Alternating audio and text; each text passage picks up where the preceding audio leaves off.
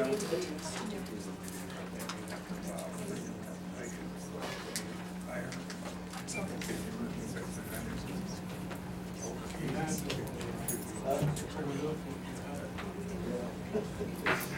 and good evening. It gives me great pleasure and privilege to sit up here and welcome you this beautiful evening, Thursday, June 22nd at 6:30 in the evening. This meeting, I will now call it to order. How about that? We're going to start with an invocation by Reverend Tom Turner. We can all stand. You would stand. Let us pray. Lord, we thank you for all of the blessings that you have provided for us. As we gather in this council chamber, we ask you to guide us as we seek to do your will.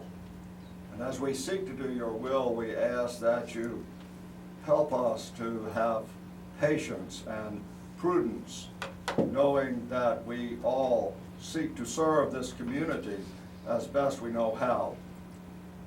We ask you to guide us as we seek justice, as we love kindness, and as we walk humbly with our God. And we ask this in the name of God, Father, Son, and Holy Spirit. Amen. Amen. And now we'll hear the pledge led by Mr. Chris. Place the flag. I pledge allegiance to the flag of the United States of America and to the republic for which it stands, one nation, under God, indivisible, with liberty and justice for all.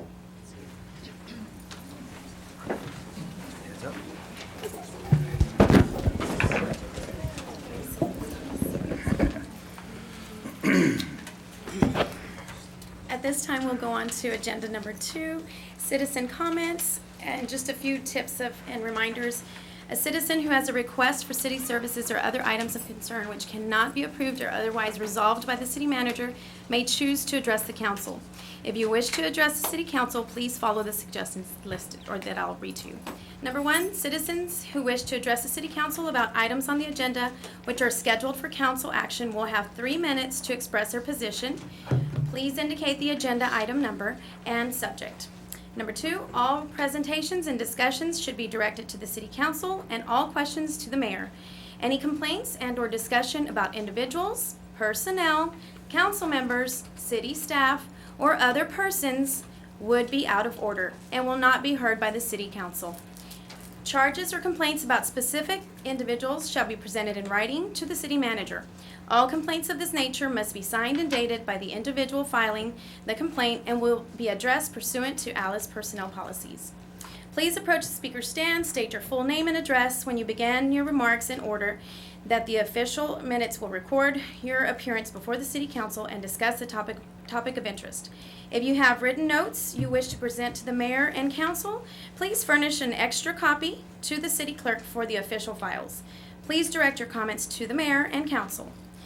Although Council cannot take specific action on citizens' topics due to legal requirements, they will hear the topic and Council may have the item placed on a future agenda for action, or refer to the item to a board, commission, or committee, or refer the item to staff for study or conclusion. You must be signed in to speak no later than 15 minutes prior to the beginning of any scheduled meeting. Thank you for your cooperation. At this time, Ms. Belinda Silva.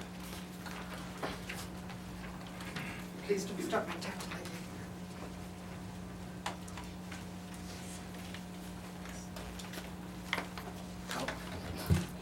My name is Belinda Silva. I still reside at 904 Lewis, and I am proud to always be called a citizen of Alice, Texas. When you are given an ordinance to follow as a volunteer committee, you take that responsibility to heart. The endeavor began for me 14 months ago, and to say that it has been a challenge is an understatement. It has clearly been a long, enduring hell of 14 months.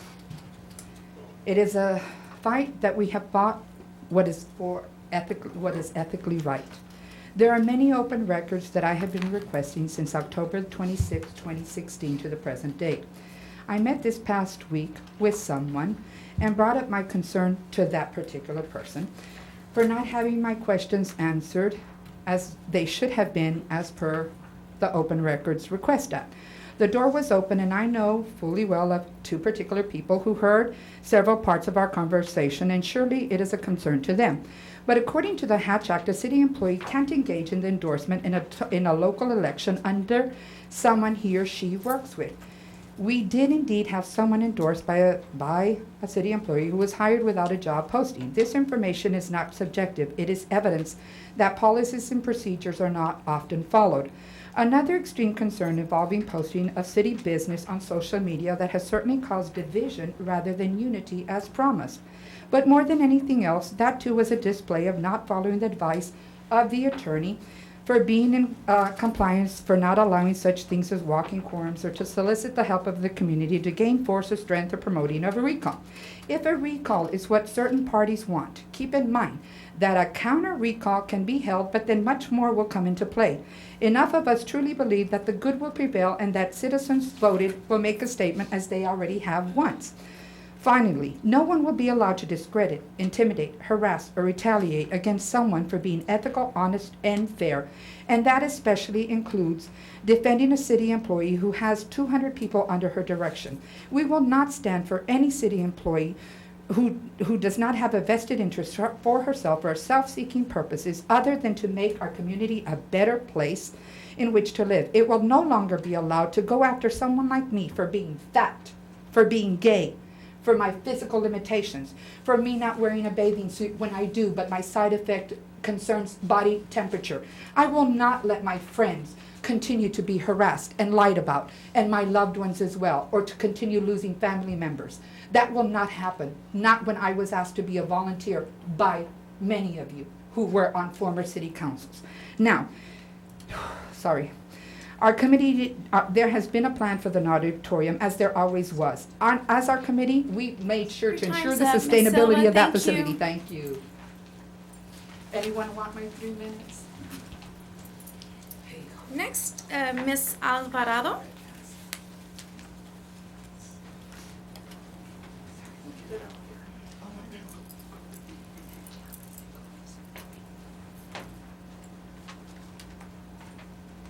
My name is Connie Alvarado, Consuelo Alvarado, better known as Connie Alvarado. This is the first time I've been in this chamber, and I'd like to congratulate you as board members. No offense to you, sir. It's a pleasure to see more women on the board. No offense to any gentleman. I have a concern because my water bill this month was $398.83. I don't know where that's coming from.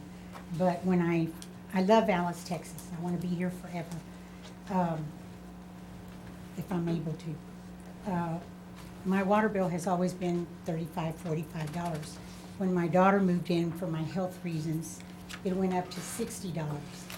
And thereafter, it went up to $70, $80, $94.89 for 2 months, $101 for three months. The last 2 months has been $129.49. Even though I'm sick, I worked, and so no one was at home. And this is June, and I get my water bill, and it's $398.83. I have no idea where that's coming from. I'm not the only one in my neighborhood. Both of my neighbors have gotten problems with the water, and it still appears on their bills. I'm on a fixed income. Since my husband died, my income has dropped severely. So I just want to present this to you because I don't understand how I can pay $398.83 for that particular quarter. That's ridiculous. And my taxes have gone up $400 and I'm 71. So the appraisal district says it's the city's fault, that y'all decided on the tax impositions, of which mine went up to $134.68 in 2016. I thought my taxes were leveled off since I'm homesteaded and over the age. It just doesn't make sense. Something is wrong in the system.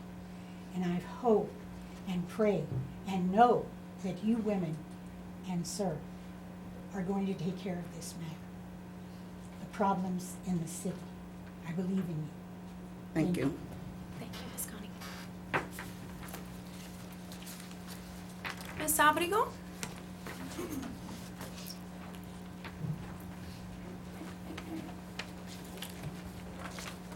Good evening, everybody, and I want to thank you for giving me the opportunity to speak.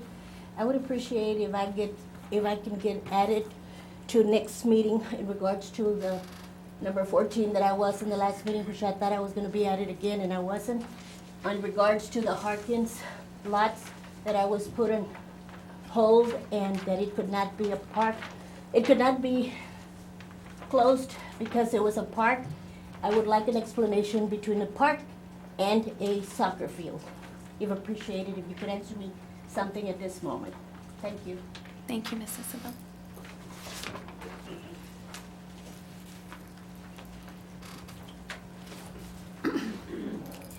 Okay, at this time, we have no further citizens announcements, so we'll go on to announcements.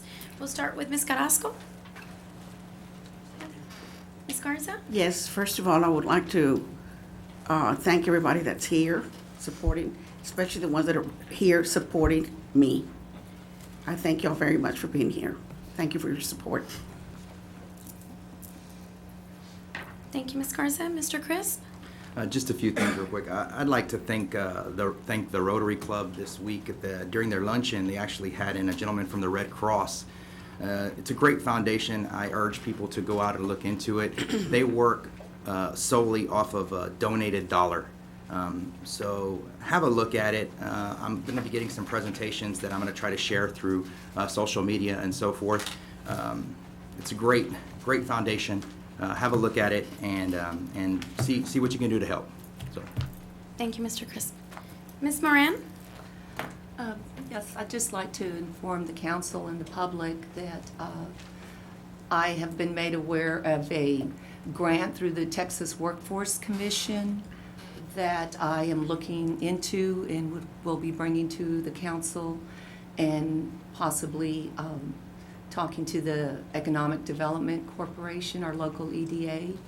And the grant is over the amount of $1 million, and it's to train our unemployed people here in Alice with, and the specifics is to train them in highly skilled jobs that will be, for example, ExxonMobil is fixing to bring over 500 permanent jobs, and the average starting salary is about $90,000. So this grant will help our local unemployed to train them give them the work skills they need to compete for some of those jobs.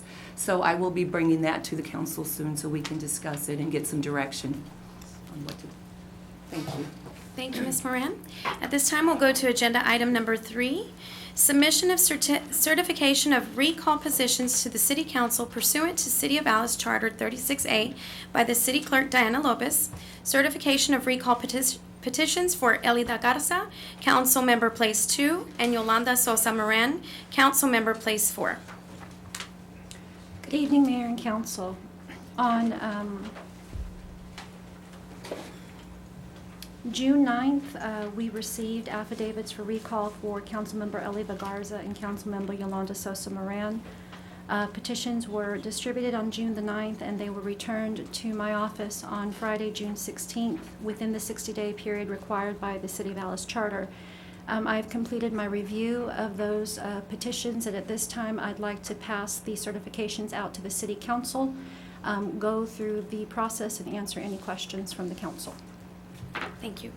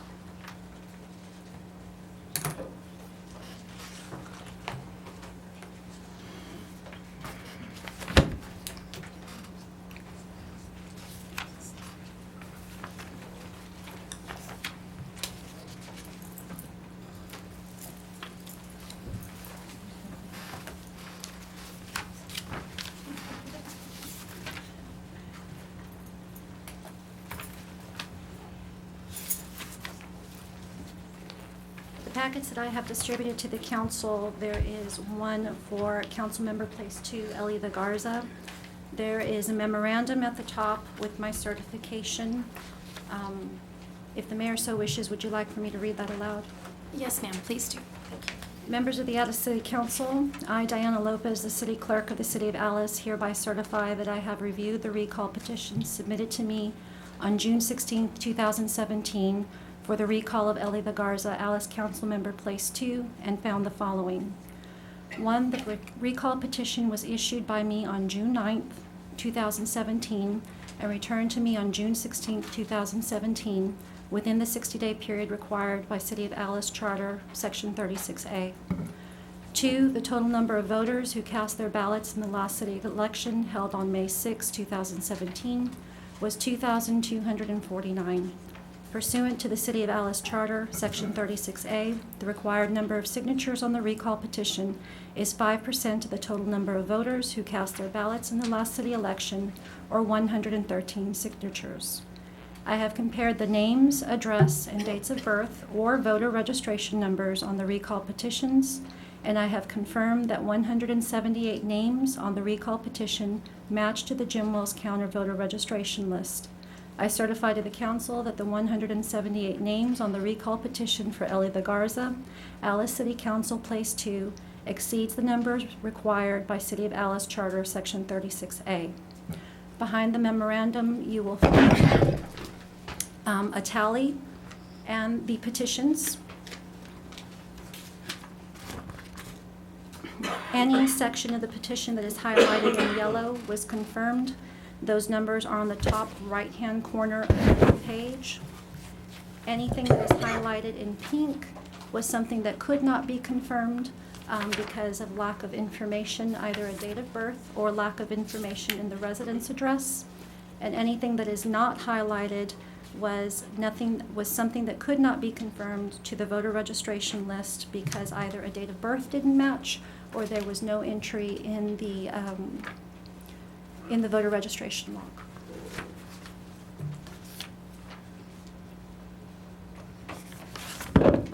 Diana, in other words, close to 100 were not.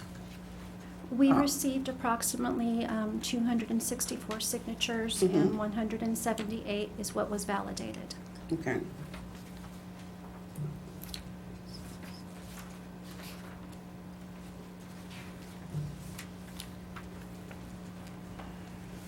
$86.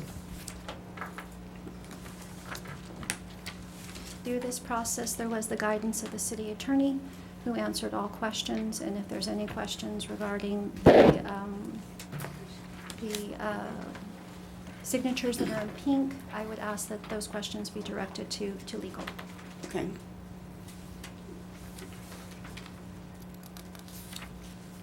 And I'll give you all a few moments to review that before I move on to Councilmember Moran.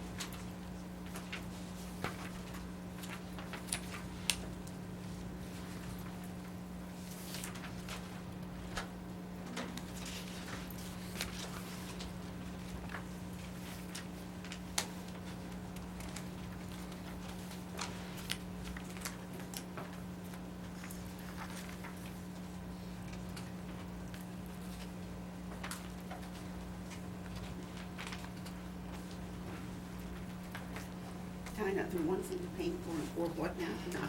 The ones in pink were not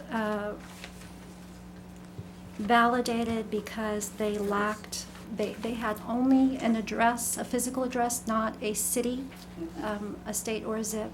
Right. And the opinion that I received from legal was the city was at a minimum needed to be listed. Okay. I thought there was a, Mr. Teller, I thought there was a Supreme Court ruling that said opposite of that. Right. The Supreme Court ruling did not have to do with a recall petition. The Supreme Court ruling was under section 161.169 of the election code.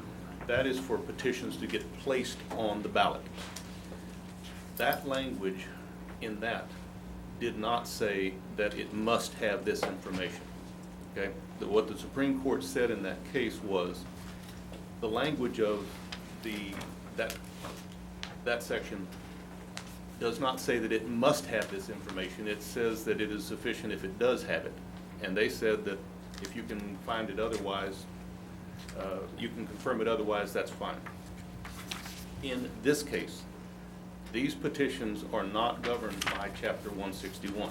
They are governed by Chapter 272. And that section does use the term must have the following information. It's a different part of the election code that governs it. And that's 271.0. I would like to see that if you have it with you. Sure, I do have it with me.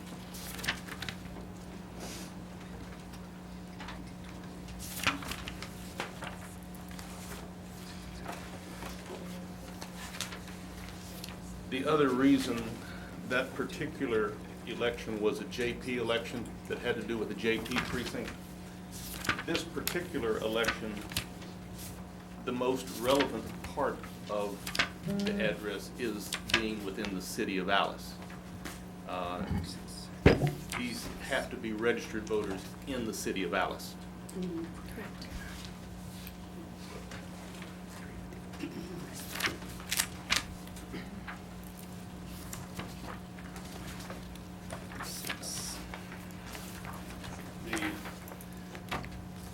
The Supreme Court case was in Ray Kevin H. Bell.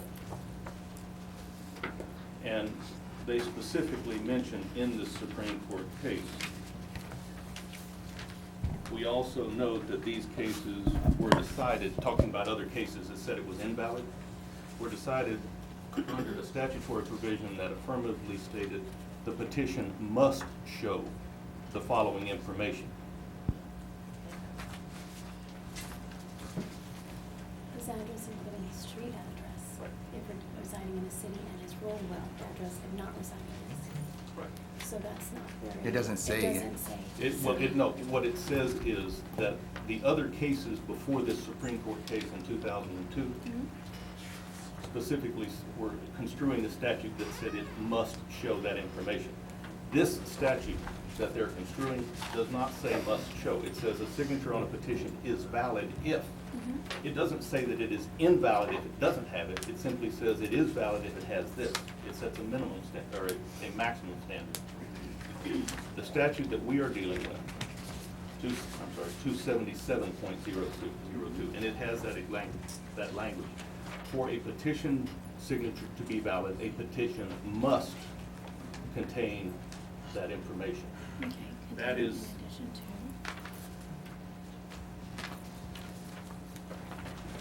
it's judged under a different statute.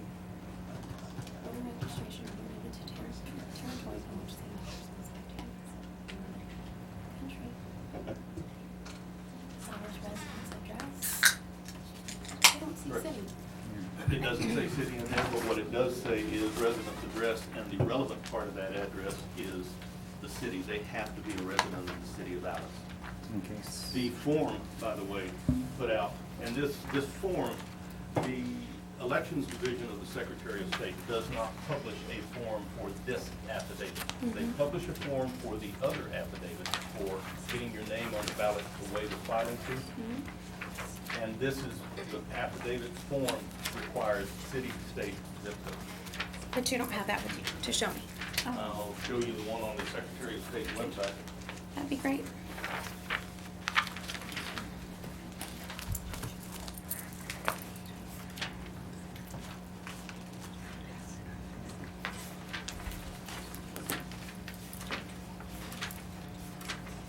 This is off the Secretary of State's website. Elections Division. But according to the statute, it doesn't say clearly. So that was your decision to say that, or I'm just trying to understand how you reference that from. Honestly, once the city clerk had gotten to 113, she didn't even need to go any farther. Correct. 113 was all that was needed. Okay. She went ahead and did all of them, Mm-hmm. and because they were way over the number required, Okay. that did play into this decision. So it was, we were good where we There were. are sufficient number whether they're good or not good. Right. So we've eliminated, my count was 53 for no city. That, That may be, I. on the one the first one. I didn't tally the numbers in pink. I was verifying specifically those that met the criteria and the advice I was given. But regardless, we were at the amount needed, Yes, so. ma'am, you're way over the amount. Okay.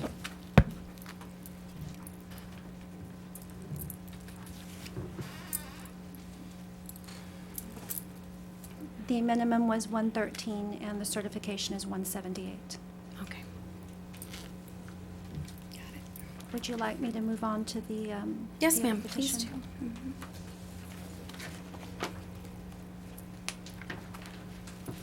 Same delivery as before. Top of the packet has the memorandum from myself to the council. I, Diana Lopez, the city clerk, just as read before, reviewed the recall petition submitted to me on June 16th for the recall of Yolanda Sosa Moran, Alice City Council Member, Place 4, and have found the following. I issued the petition on June 9th, and it was returned to me June 16th within the 60-day period required by the charter. The number of voters who cast their ballots is the same as the prior memorandum, and the total number of the 5% is 113 signatures. I compared the information to the Jim Wells County Election Department voters registration list, and I have confirmed that 176 names on the recall petition match the voter registration list. I certify to the council that 176 names on the recall petition for Yolanda Sosa Moran, Alice City Council Place 4, exceeds the number required by the City of Alice Charter, Section 36A. The delivery is the same, tally, signatures in yellow, signatures in pink, and I'll happily answer any questions. These were returned on the 16th, you said, correct? Yes, sir. That was, what? Friday. Friday. And they were certified by when? They were certified between that day and this afternoon. On this afternoon. There was a total of 4 reviews that were conducted by myself. And before they were presented to council, who else has had access to view these? There was one TPIA request from a council member, and a city attorney released the petitions to that particular member. Before they were certified Yes, sir. and presented to council? Mr. Towler, was there a reason for that? Because they're not exempt from public, non-public information. Well, validation is not complete. And before release to council? Yes, That's correct? that's correct. Okay. That's correct. So long as we They can- become public records when they are delivered back to the city secretary, the city clerk, whether she's finished tabulating them or not. Okay. We can reference that, I guess, to prior people that have done this, I guess? Or where did you? I was not, no. What I do when I get a public information request, everything is presumed public unless there is something that says it is not. And there is no exception I could find that says it's not public until it gets reviewed.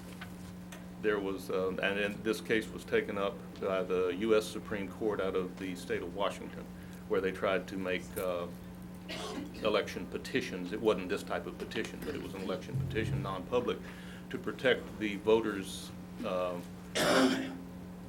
political choices. The U.S. Supreme Court said no. The right of the public to open government trumped the right of someone to, this was not a vote that they cast, it is simply a petition that they signed. Okay. I got mine Friday afternoon, okay? So there was nothing wrong about me and Yolanda and everybody else getting it Friday. So we're wasting time on something that it's on our hands since Friday. Did you get it Friday? I didn't get it Friday. I didn't Well, get it that's why I Friday. didn't ask for it. Oh, Uh, There was one. If they were request. asked for, I cleared them for release. What's being done now is the clerk's duty under the charter to deliver to the city council. correct. That's different than responding to a Public Information Act request. Which we honor all public information requests. We evaluate them all the same way. We don't, we deal with all of them equally. And if it's public, it goes out, and if it's not, and sometimes they take longer to review than other times. Is personnel public? Just wondering. Most of a personnel file is public. Okay. There are things in there that are not, Uh-huh. but Such as? Social Security number, family members, if you choose to keep all of that non-public, Sure. residence address. There are some things, there is a general, something that would be unreasonably embarrassing to an employee, and generally speaking, if that objection is made, the Attorney General has to rule on it. Okay. The Attorney General has to Right, rule on it. we don't get to make that decision. Okay. If an employee makes that type of an objection, we forward it to the Attorney General, and the employee has the right to weigh in on that also, and the Attorney General has to authorize withholding of that. Okay. But it is withheld until the Attorney General gives an opinion on it. Okay. I would like to say something. This page right here, it's all in pink, all in pink. All these people here are golfers that play golf, okay? I have been to the golf course on Wednesday to see what they needed, so we put work on there. The next day, Mr. Crispy over here and Joshua over there went to ask what was I doing there. I didn't even know that the golfers had signed this. And yet y'all went to ask what I was doing there, only to get this list right here, to see what they needed at the golf course. Now, whether you got this list or not, I don't know, but I did. I can go to any place that I want to, and you, nor Mr. Flores standing back there, need to follow me everywhere I go. Do I follow you when you go with him to the grill, King Street Grill? And- Do you? Apparently. This, No, have you seen me in there? Have you seen me in there? Mayor, we Have you we are seen me in somewhat there? limited on the scope of this agenda item. We don't get to go behind, the council does not get to go behind. The clerk is the one with discretion to approve or not approve. The council's only role in this process is to order the election. Correct. So is what you're saying you'd like to move on? No, that- not yet, Mr. Town, excuse me. You have the floor, Ms. If it's Garza. within the Thank you. agenda. Thank you so much. You're welcome. These people and everybody else on this list right here were lied to, that our taxes were gonna go up because of the natatorium. The golfers right here were lied, that the golf course was going to be shut down and the taxes were gonna go up. We have The never. validity, and councilperson Garza, the validity or not of the signatures and whether they were lied to is not within the council's scope to review. The council basically gets these presented, the one that has to review it. The clerk simply determines the validity of the signatures, whether or not they're valid, not whether they were lied to or anything else. If they're going to ever attack whether they intended to sign this, whether they were lied to, that has to be done in court. That's right. Neither These here people were nor, lied to, every by one of the- them, plus the golfers. But that's a matter to be taken up in It's court, not good. here. We'll take it up. And not only that, the person that notarized this, he's a county employee. I hope he has his state ledger with him where every one of this person signed it. Pete, quit shaking your head back there. Because your family is here and the Johnson family is here Yes. too. Ms. Garza, We, Mr. Teller, is that we, unacceptable? we have covered the making scope sure. of this agenda, and that is to present these. I can attack in a different I'm way. trying to move this on. We are I'll outside use the the scope hammer of the too. agenda. What was that, David? We are outside the scope of this agenda item. It's been presented by the clerk, and that's the scope of this agenda item. Thank you, Mr. Teller.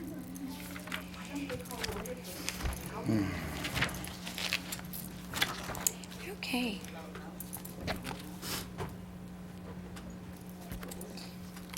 Agenda item, are we validating? Did we validate? This is not an They should action validate item. it. We don't get The next is the action item. Okay. Just letting everybody speak. Agenda item number 4, consider and act upon setting a recall election for Councilmember Elida Garza, Place 2, and Councilmember Yolanda Sosa Moran, Place 4, on a date authorized by the Texas Election Code, and answer inquiries from the council. Council? Yes. Well, I didn't know if you were going to speak to this because I know it falls under both state code, election code, and our charter. And So, you should have a document, an email that I received from the Elections Division of the Secretary of State. I reviewed the city charter and I reviewed the election code. And to be abundantly certain about this, I sent the Elections Division of the Secretary of State an email that asked 2 questions. First, is the city required to hold this recall election on the next regular election date, which is November 7th, or may the city schedule it sooner? And referenced our charter provision that provides for 35 days. And I asked the second question, is this provision of the City of Alice Charter superseded by the Texas Election Code, by state law? The answers that were given by the Elections Division, and this is a public document, I've already authorized its release once. This is not my legal advice, this is a communication from the Elections Division of the Secretary of State. And they confirmed what I thought I already knew, and that was that a recall election is not one of the exceptions to a regular election date. The Secretary of State's office said we have to hold this election if we hold it on November 7th, 2017, which is the next regular election date, uniform election date. And they confirmed that our charter provision is superseded by state law. And they cite Election Code Section 41.004, which specifically addresses the issue of where a charter provision requires a sooner election and what you have to do, and you have to use the uniform date. what constitute a statute? Because it says home rule charter is not a statute. So Right, what? a home rule, the term law is defined, and law includes state laws, constitution, charters, ordinances, okay? But a statute does not include, a statute is a state statute. City ordinances and city charters are not statutes. They are ordinances and charters. A statute is state law. And that's why that exception under 41.001 for holding a special election doesn't apply. And it's 7 or 8. 6, I'm sorry. But, I mean, and the election division attorney I spoke with explained that law is defined to include charters and ordinances, statute is not. And she gave a warning that, and this is on the first page, about 2/3 of the way down, section 41.008. If you hold an election on the wrong day, it is void. And her specific words to me were, it is the easiest election contest in the world to win. You walk into court, show the judge a calendar, and you win. Now, there's other processes. Can you walk us through the process of what happens now because of this change? Because I know that there's dates and a process that needs to happen now. We have to order, or we're required to set the date of the election tonight, and that date, we don't have any choice, it's November 7th. There are the pre-election deadlines, there's a filing period for getting your name on the ballot. That will happen in August. There are quite a few pre-election deadlines that we will have to meet, but none of them are going to happen right now. Okay, David, for August, that would be Yolanda and I. No, I'm sorry. No, there are no filing deadlines for getting on the ballot because the only issue on the ballot is going to be recall or don't recall. Oh, okay. That is the That's what only I issue. thought. If a recall is successful, Then you go to May. then you will go to May, which is the next uniform In other words, election we date. can sit here till May, right? Not necessarily. And that is an open question. The Elections Division and the Secretary of State's office see things differently. I'm sorry, the Elections Division and the Attorney General's office see things differently. There is a 2004 Attorney General opinion that says the minute that the recall vote is canvassed and it's a successful recall, that the seat is vacant and you don't hold office. The Elections Division took the opposite position of that in 2004 when that went up. There's no court case on that. Whether it was yes or no? No, if the recall vote is don't recall, you stay in office, no Right, question. right. But if the recall vote is Oh, yeah. yes recall, the Attorney General's opinion is you lose office at that time. exactly. The Elections Oh, yeah. Division doesn't agree with that, but nonetheless, they're probably bound by. In other words, we could be gone in November or stay on till May, And if it goes through, yes. And Just we make it clear. have, we have a charter provision, section 14B, the last sentence says that, and this is exactly what the Attorney General took up in 2004. The city of Haltom had a similar charter provision. I'm sorry, the city of Haltom did not. It was a state constitutional provision that says that an elected officer holds office until their successor is duly elected and qualified. We have that same provision in our charter. In spite of that, the Secretary of State said that in a recall election, it's vacant immediately on certification of the results. Exactly. But that is, again, that's the Secretary of State, the Attorney General, and all they can do is give an opinion. They are not a court. Courts are not bound by their opinions. So, all I can say is it's an open question. I am considering asking the Attorney General to revisit that case because it does have substantial impact on our quorum for doing business between, if the recall is successful, it could have a substantial impact on our quorum You to might be not able have to a do council business. by November, or after November. I'm hoping that's not the case. And Now, next question is the recall election, it falls under this election code here. But once there's an absentee or a vacancy, we still have to wait till May, or I mean, the city has to wait till May, or does that, because it's not within 90 days, so an absentee fires up a special election? yes, and, well, there is,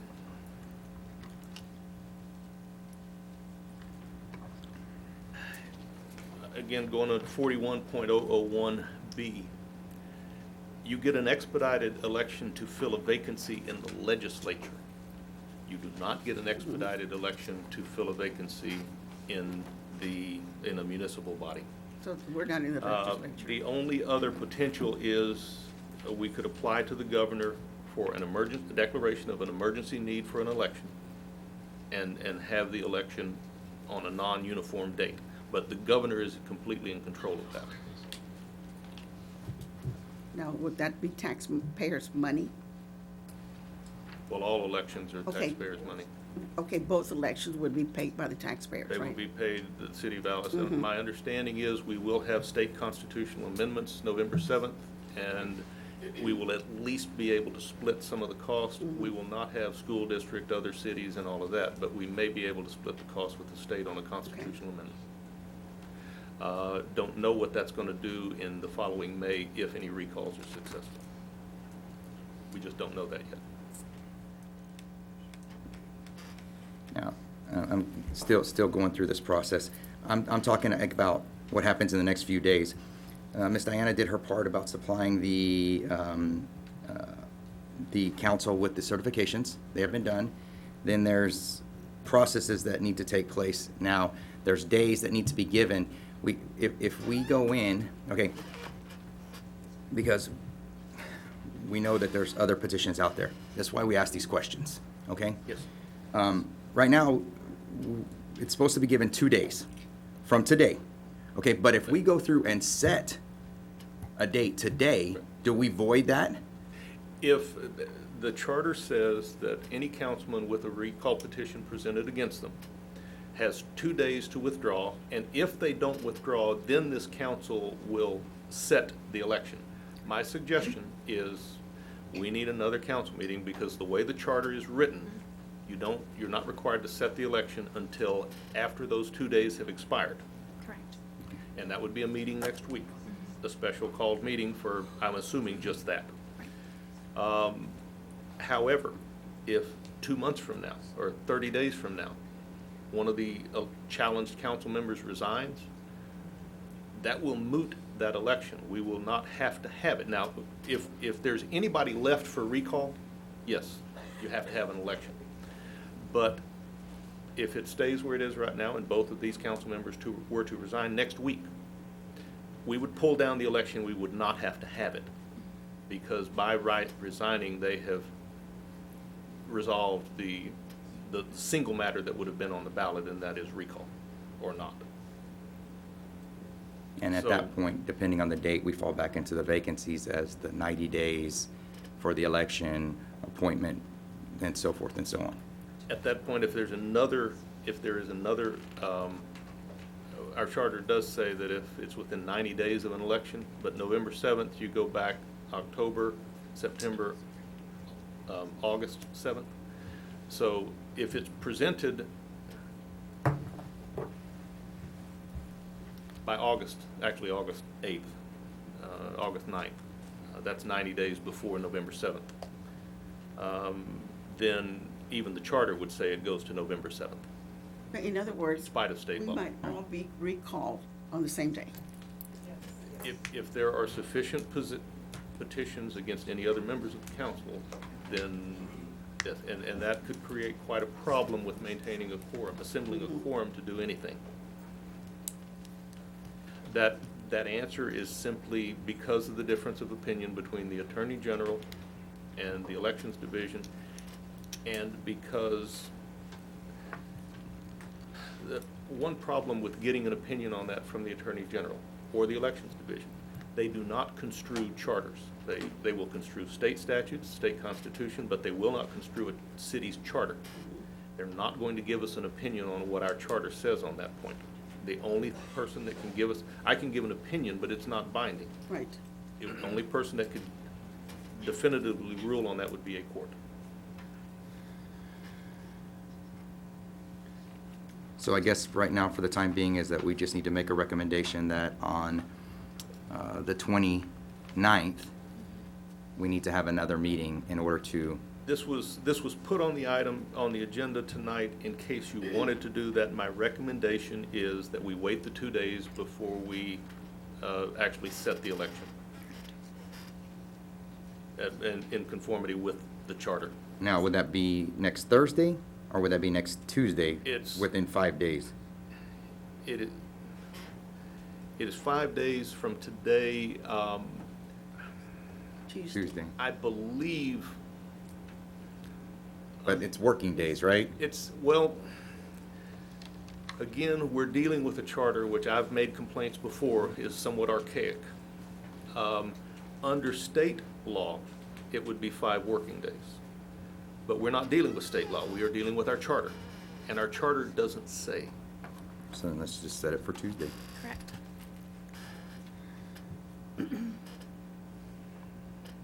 I mean, that's, regardless, that's either 3 days or that's 5 days, or 5 days, so we're still within it. We're still Just to make within it sure if that we go with Tuesday. the process is My dealt with correctly. suggestion would be to do that, and we don't have to worry about whether it's working or calendar days. Okay. Okay. Any questions? Ms. Cynthia? I have some questions. Yes, ma'am. So, I have two questions for you, Mr. Towler. And it's regarding Section 36A, the recall. And if I understand correctly, what was just presented by you, that the city official who's being recalled, once they've been given notice, and I believe the notice was made today. Right. They're talking, the charter talks about tonight's action. Today. So tonight, Yes. we've been given notice. We have, once we've been given notice, we have 2 days after the notice the council has to set the recall date within 5 days. So my question was, why was this on the agenda today? I did it in case council wanted to run that risk and go forward. Okay. But my recommendation is we do it at a. So at this another needs to meeting. come back after Yes. the 2 days that the recall has been given notice. I'm doing my best to dot all the i's Yeah. and cross all the t's. I appreciate that. I just wanted some clarification. The other question is, according to the Secretary of State opinion, and thank you for asking for that. We appreciate your Actually, it's the diligence. Elections Division of the. The Elections Division Right, from the Secretary of State. Right, yes. Correct, thank you. So, if I understand correctly, if the election code calling for the uniform election date trumps our city charter, doesn't the provision to set the recall election within 5 days is also superseded by the election code? That's a question, I'm just asking. And no, the portion of our, it only trumps the portion that says, in the charter that says we have to hold this recall election within 35 days. The rest of the charter doesn't conflict with state law. There's no state statute that talks about presentation to council within 5 days or setting the election within 5 days. The reason that the 35-day time period for the election is trumped is because there is specifically state law that says otherwise. That is the only part of this part of the charter that is superseded by state law. And have you asked for an opinion on whether or not the rest of this charter is superseded? No. In other words, if we're saying the election code supersedes our charter, There would are we? quite a lot of things in our there charter that an have been superseded opinion over that- the years. Okay. And it was, again, back in January when we had the Charter Amendments Workshop, I made several recommendations. Because I don't see that question posed to the Secretary of State Oh, for an down at the very opinion. bottom? For the, whether or not the second. 5 days is Oh, superseded? no. So that was That's- not presented as a concern? No, the 5-day period in our charter is strictly law in our charter. charter. There's nothing in the recalls there is no statewide law that says you have a right to recall. If we didn't have this in our charter, we would not be able to do it. It is Exactly. solely based on our charter.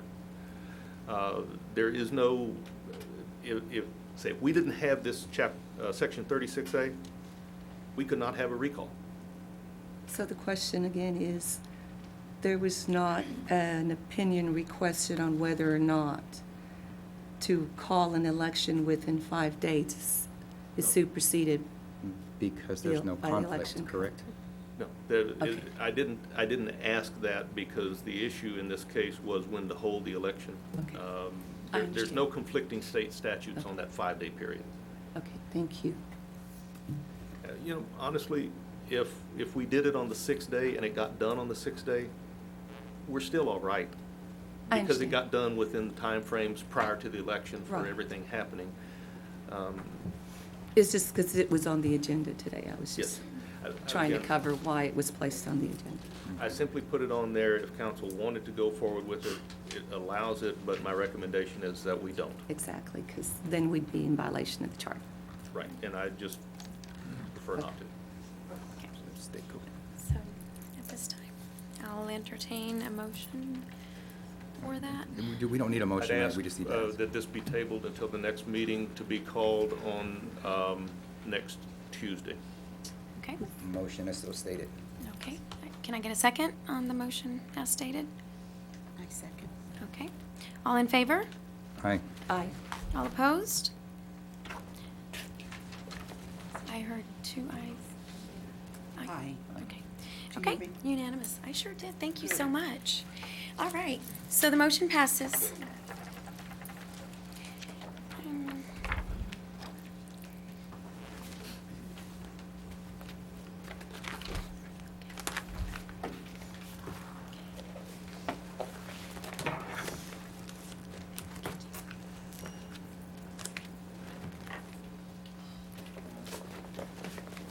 Okay, agenda item number 5, here's status report on May 2017, month-ending financial statements and summary of funds, and answer inquiries from council.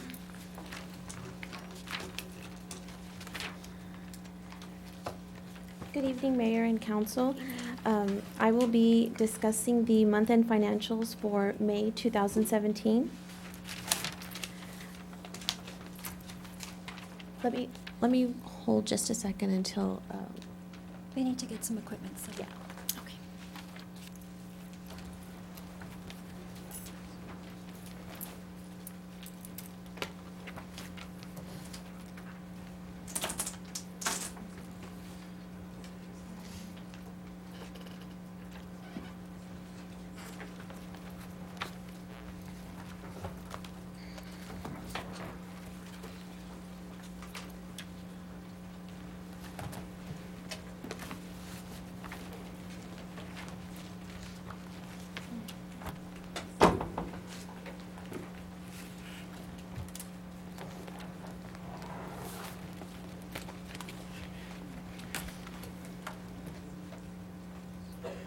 Okay, I'd like to begin on page 3, which is the general fund.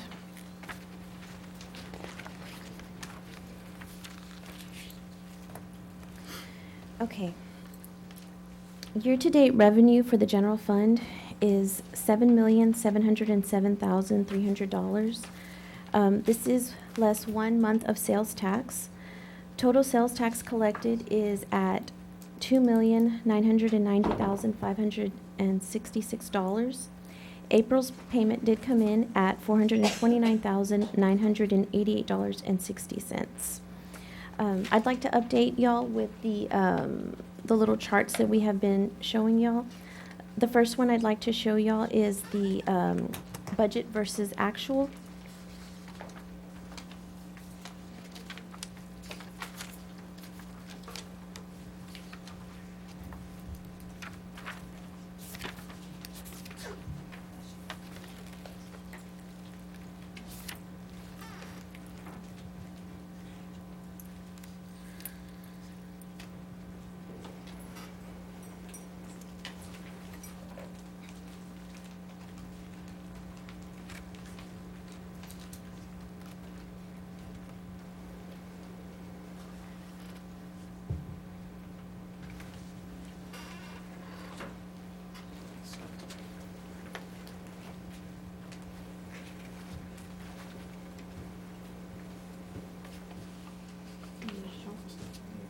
Okay, oh, sorry.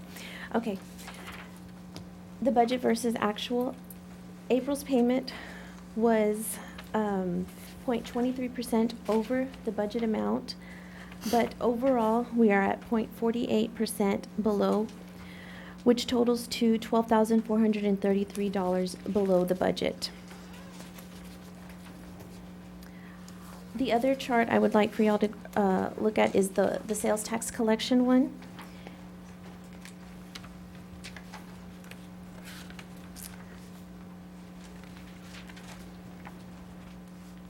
So far, we are at negative 3.62% compared to fiscal year 2016, which totals to $190,869 less than last year. Another thing is I did contact the comptroller's office to confirm the month of the payment, and they stated that, for example, the payment that we received in April is what the businesses reported that they had collected for the month of April. Okay.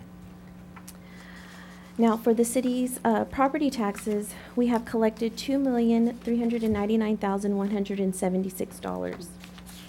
I have again attached the May 2017 monthly collection report from the Jim Wells County Appraisal District. It's this one.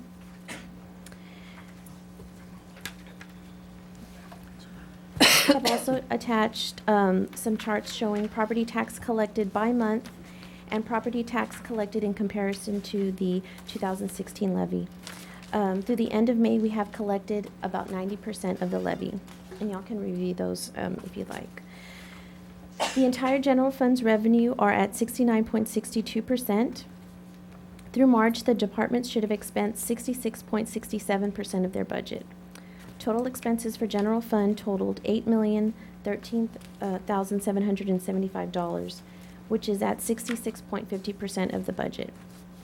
General fund had a deficit of $306,476. Please keep in mind that this is less the May's sales tax payment. Do we have any questions on the general fund? If not, I'll move on to the solid waste fund, which can be found on page 4.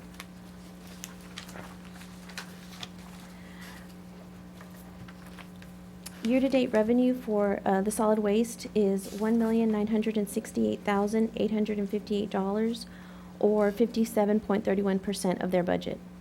Year-to-date expenses for solid waste are at $1,791,380, or 63.24% of their budget.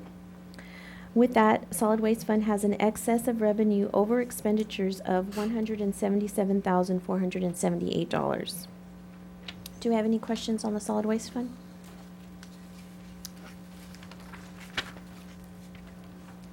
Okay, the utility fund can be found on page 5. Year-to-date revenue recorded is $5,066,422, or 63.87%. Year-to-date expenses are at $4,700,520, or 66.18% of their entire budget. Year-to-date utility fund has an excess of $365,901.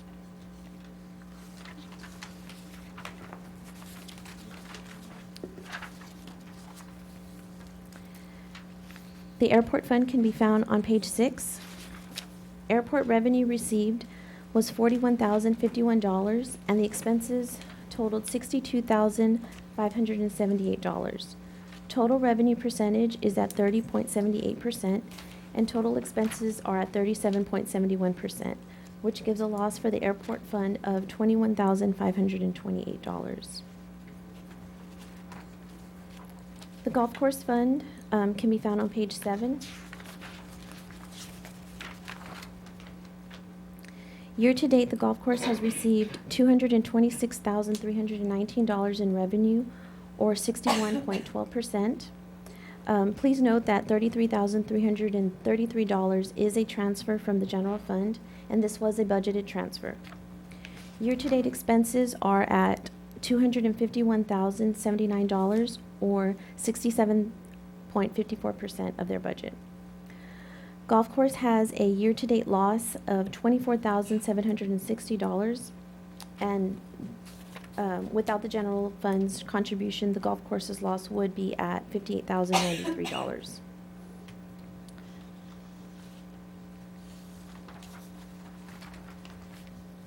Next, we can go to the natatorium, which can be found on page 8. The year-to-date revenue is at $48,991, and the year-to-date expenses are at $217,974. Total revenue is at 15.03%, and total expenses are at 95.74%. The year-to-date loss for the natatorium is $168,983. But please keep in mind, these are the May financials, and the amendments that were just approved at the June 8th meeting will be reflected in the June financials.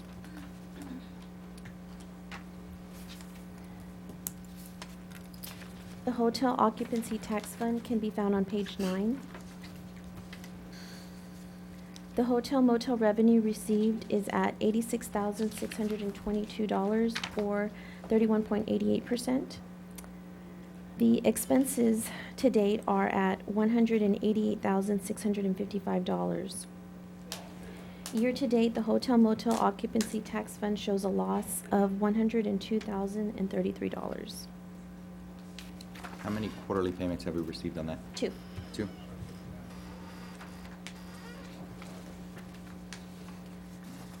The golf course improvement fund can be found on page 10, and they have received $21,793 in revenue for the year and have had no expenses. The debt service fund can be found on page 11.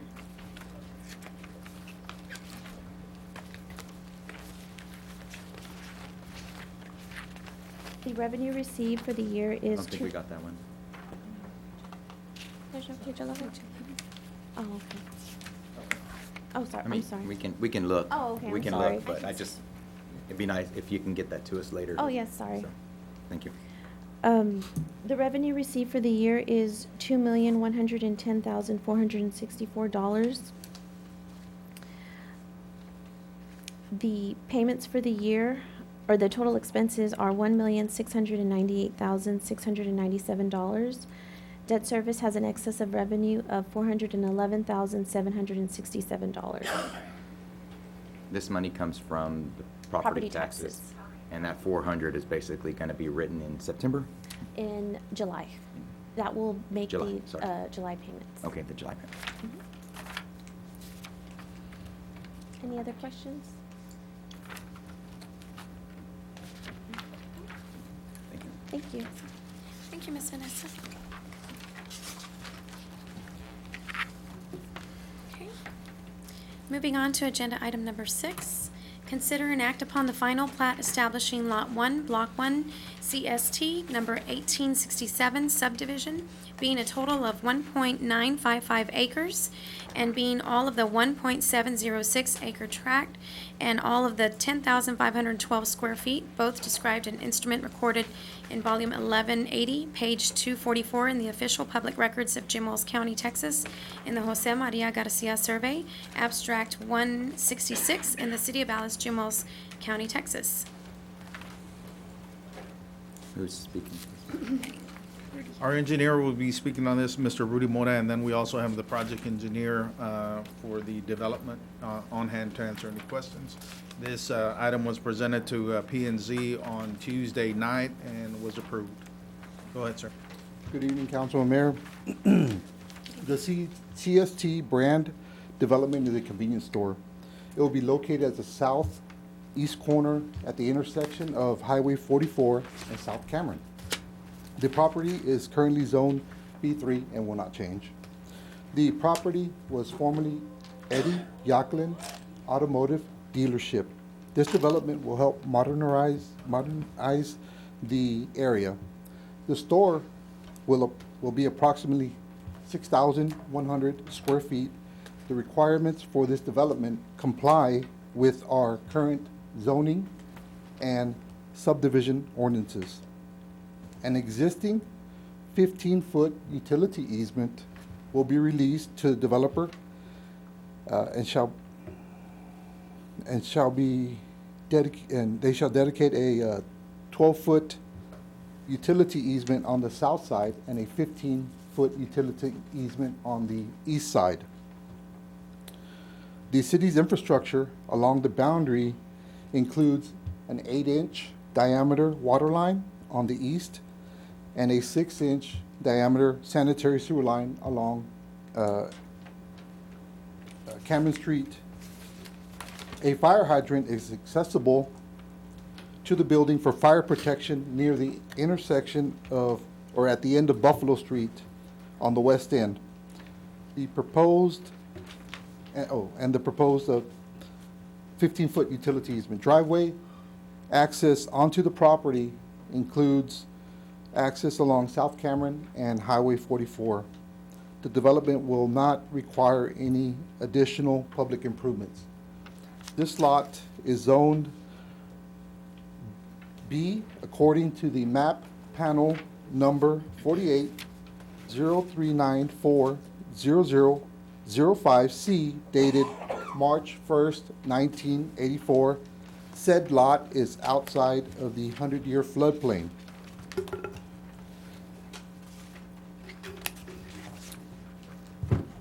As the city manager mentioned, it was approved by P&Z on Tuesday. The plat is in general compliance, and staff recommends approval of this final plat. I'm here to answer any questions you may have. Rudy, is this a Valero? Valero, Yes, yes? yes.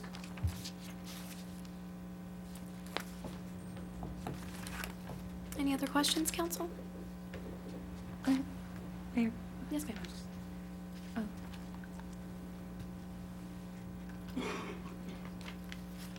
Just a question about the utility easements. Is there a reason why we've changed them around? Yes, if you look at the preliminary plat, it's the one with the colors on it, the highlights. I was looking at that. so- Okay. What wasn't highlighted, if you look on Highway 44, Okay, and where it says Highway 44, there's two lines that run parallel or perpendicular to that. okay, If you drew a line from that point there straight downward, that was our original 15-foot utility easement. As you can see, it would be underneath the pumps and the corner store building. okay. That's why that was released, and the other ones surrounding on the south, which are highlighted in yellow, and on the east are dedicated for the plat. Okay, so it's due to the location of the gas pumps? Yes. Okay. And all of this has been cleared through the TCEQ and all of those We- state and federal regulations that we have to go through when we do the gas pumps and everything else? I believe they're working on that. Okay, they're working on this? Rudy, did y'all take part of Aguirre's right away? Aguirre, which, Correct.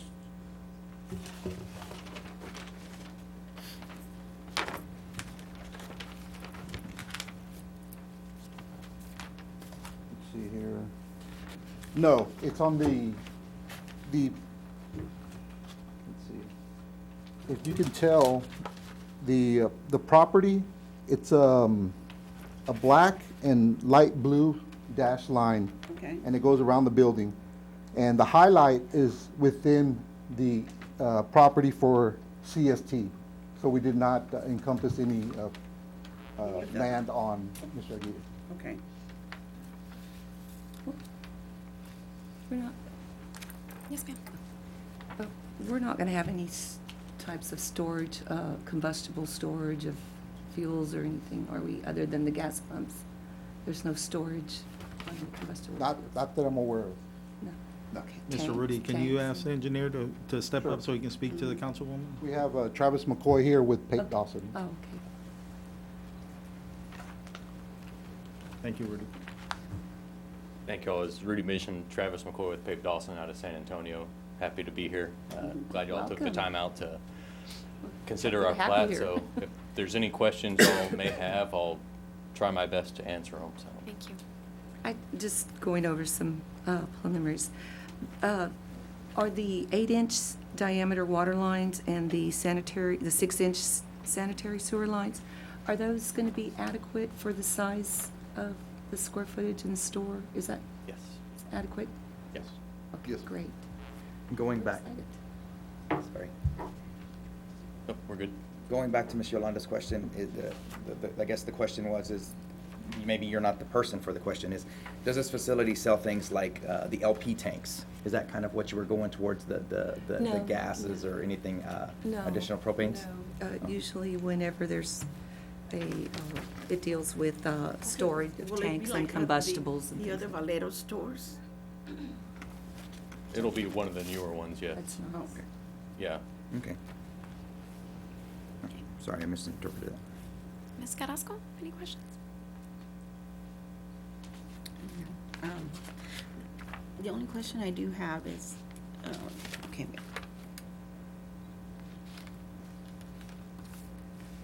we're just gonna, what we're being asked to do is just to approve this. Just the plat The itself. plat, Yeah, the okay. building and everything will still go through the process with Okay. permits and everything else.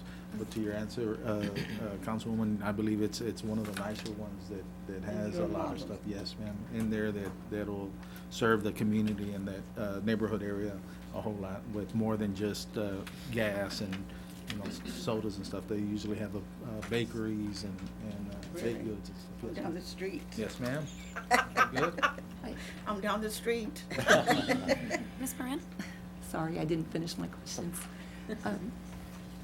The infrastructure as far as sidewalks, and will those be ADA accessible as well? All the improvements will be in place to meet those guidelines? Awesome. We're looking, great location, by the way. Yeah. Looking forward to it. Or we- Okay, when will you start on this? Certainly the sales tax revenue. Looking to get started pretty quick, As soon so. as Will it be before Christmas?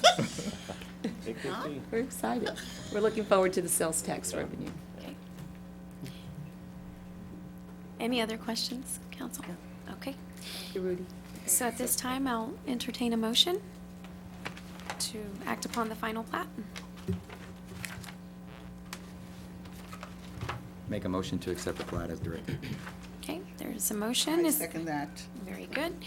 All in favor? Aye. Aye. Aye. And no opposed? Very good, the May I- motion stands. quick- May you go ahead? Yes, sir.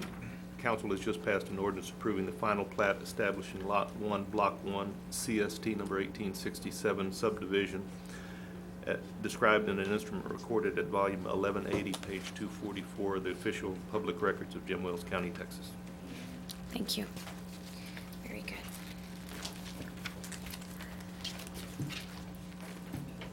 Moving on to agenda item number 7, consider and act upon authorizing city staff to submit a grant application to the Office of Justice Programs, Bureau of Justice Assistance for up to 50% reimbursement for the purchase of 3 bulletproof vests under the FY 2017 BVP. Good evening, Mayor and Council. Hello. We've participated in the federal Bulletproof Vest Partnership Grant Program going back to at least 2001. During that time, through the award given to us in 2016, we have received $68,719.76 in grant funds to provide for bulletproof vests for our officers. Grants are awarded for a 2-year period, and there's a 50% match requirement. Each funding cycle, when we're working on a grant application, at the core of our application is our 5-year replacement cycle. February 18th of 2018, the cycle will be up for 25 vests. In December of 2018, the cycle will be up for 4 vests. In January of 2019, the cycle will be up for 1 vest. In May of 2020, the cycle will be up for 2 vests. And in March 2021, the cycle will be up for 3. So in working with those statistics, for this funding cycle, we'd like to apply for 3 vests with the current quote of $799 per vest. We currently have a 2015 grant that expires in August of this year, and we're utilizing those funds to purchase 8 vests. Those vests, that purchasing process is underway. And when Lieutenant Zertucci is back in the office, I will check with him to see the status. But we will utilize the 2015 grant funds before the expiration date in August. And after we use those grant funds and going through this replacement cycle, we will start using the 2016 grant funds. The 2017 application we're preparing now, we should know in about 4 months if we're awarded funds. And so that would be around September or so. Barbara, it takes that long? Yes, For you?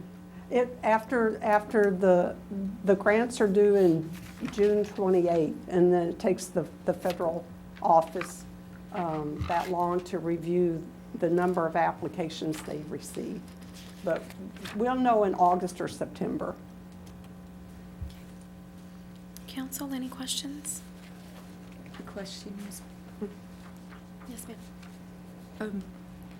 the vests, the 3 vests that we're looking to purchase, I noticed that in the 2015 grant, we purchased 8. We're going to. Okay, We're in the process of. And it says forfeiture funds have been Yes, set ma'am. aside for the matching? Yes, ma'am. Will that be the same for these 3 vests, Chief? Yes, ma'am. As well? Okay. Thank you. Any other questions, council? No? Okay, at this time, I'll entertain a motion. I'd like to make a motion that we authorize city staff to submit a grant application to the Office of Justice Programs, the Bureau of Justice Assistance, BGA, for up to 50% reimbursement for the purchase of 3 bulletproof vests under the fiscal year 2017 BVP. Right?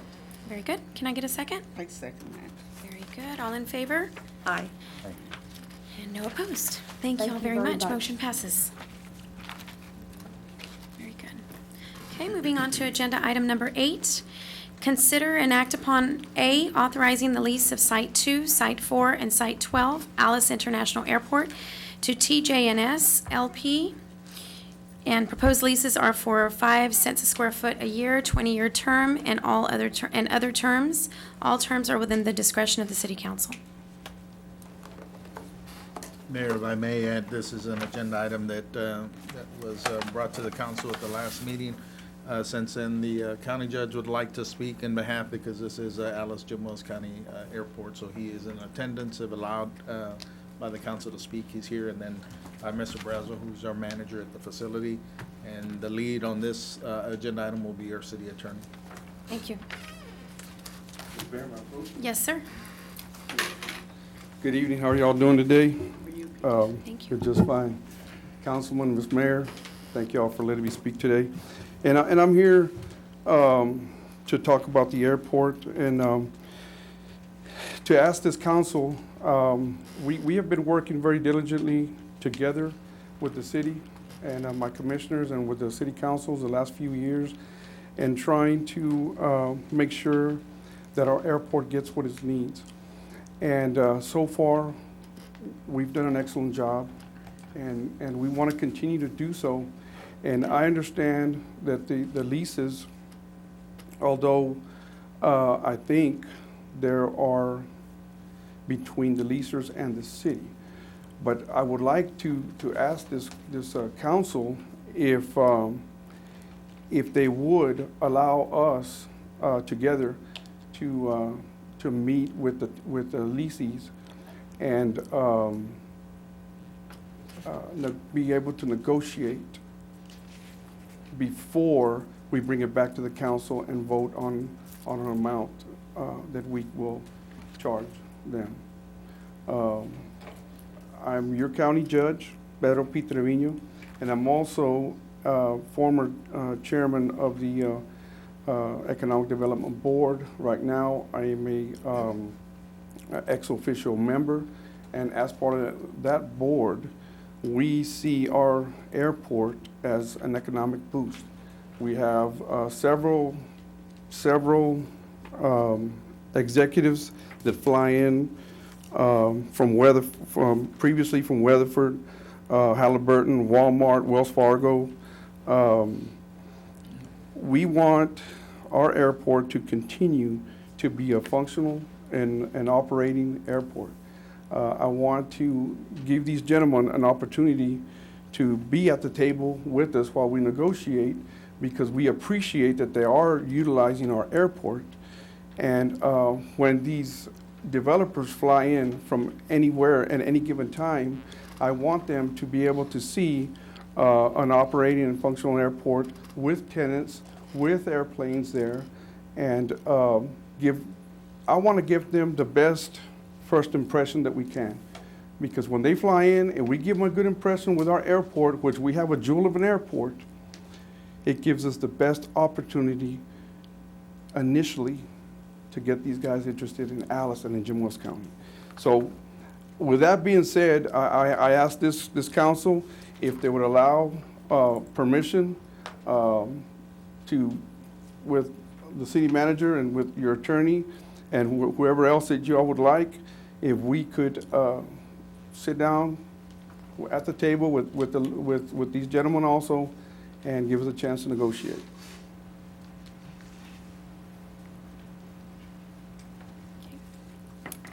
Any questions for Judge? I think this was just a statement that he wanted to make. Mr. Brazel will be here, and then the meat of the item will be our city attorney on the work that we've done so far. Right, and it is a statement, and it is a request that we be able to sit in the round table with these guys. Thank you, Judge. Thank you all. And may I add to that? I'm Charles Brazel, Airport Manager, Council. I'd like to add to that I talked to Judge Trevino a couple of days ago, and we decided that this is what we would do: sit down with the tenants, talk to them, because we know how the economic effort is in the city. So we don't want to be, we don't want to go out of our bounds, but we also want to let them decide where they want to stay, what they feel comfortable with. So we'll be doing that in the future, but at the time I do concur with what everything that the judge said. Thank you. Thank you, Mr. Brazel. Council, I've been looking at all the different sites we have out there, and there's somewhat of a jumble of different leases on different forms, some of them with outdated rules. What I'm trying to do is update the rules and regulations to the standard form that TxDOT puts out. We also have Article 1, Chapter 14 of our city ordinances, which for the most part was passed in 1986. I want to make sure those are part of it also. I don't think a lot of people even knew they were there. And we've got two types of leases. We have an FBO, which is currently Cali. And they provide a lot of different services, and they're the fuel supplier. But we also have airports sites out there. There are, I believe, 2, Charles, that are simply vacant. The people that had leased just kind of packed up and left. Yes, sir. There are sites which don't even have buildings on them anymore. We have a total of 12 sites. And I'm trying to get them all on a uniform lease form at a uniform rate. Now, having said that, one of the sites is the old Confederate Air Force, and it is not, that is what we've got on as Site 2. That's not really going to be a commercial hangar. It's going to be, and Mr. Finley is here, not necessarily what you'd want to treat the commercial, the same way you want to treat the commercial hangars in terms of the price and the terms. But I'm just trying to get this uniform. We have looked into the money that's being paid. There are some that are actually being occupied that aren't being paid, and we need to get that fixed. There are some that haven't paid in quite a while. And then the ones that were just abandoned, we need to officially terminate those leases and see if we can't find someone else that will take them over. And Mr. Finley, one of the sites, and it's Site 4. Site 4, the reason that these rates are as low as they are, the normal way this is done is we provide the land, and the lessee will actually build the building on their own nickel for $200,000. And since we're not building the building for them, we're not charging them what we would charge for a normal if we owned the building. At the end of the 20-year term, then if we don't renew the lease, the building becomes ours. But the issues on setting the price, and I believe Mr. Brazel has given you some information about what the rates are for similar airports in this area. And you all got this, your council packet? Okay. So the other issue on that rate is whether there's an escalation clause in it or not, whether it's set at one amount and stays there for 20 years or whether there's an escalation.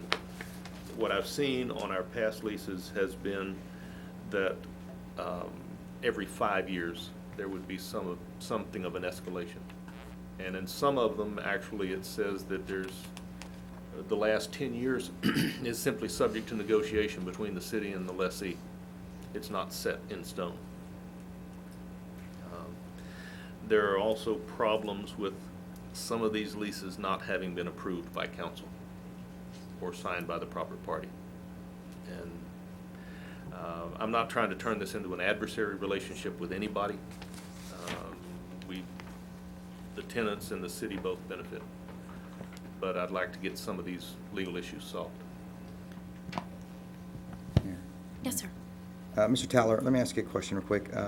We don't charge them a lease fee, rent, or whatever for the building that they build, obviously, because they built it.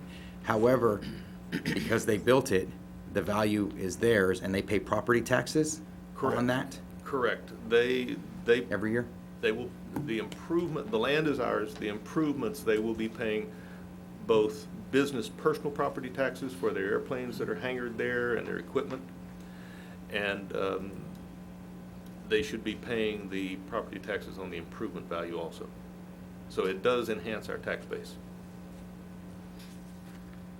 I have a question. Yes, sir. For a judge, real quick. Or either one of you can answer it. I guess I got, real quick, Judge, I understand that you want to be at the table too during negotiations of any of these leases. Are you asking us not to move forward on this particular lease, and that you want to be a part of this negotiation also? Or are you asking us to say, hey, this has been negotiated, but anything that moves forward, you want to be a part of? Well, on this particular lease with Mr. Finley, I think there's only one hangar that's on a lease, and he's got 2 more, correct? Correct. Okay, and he's gonna end up with 3, okay?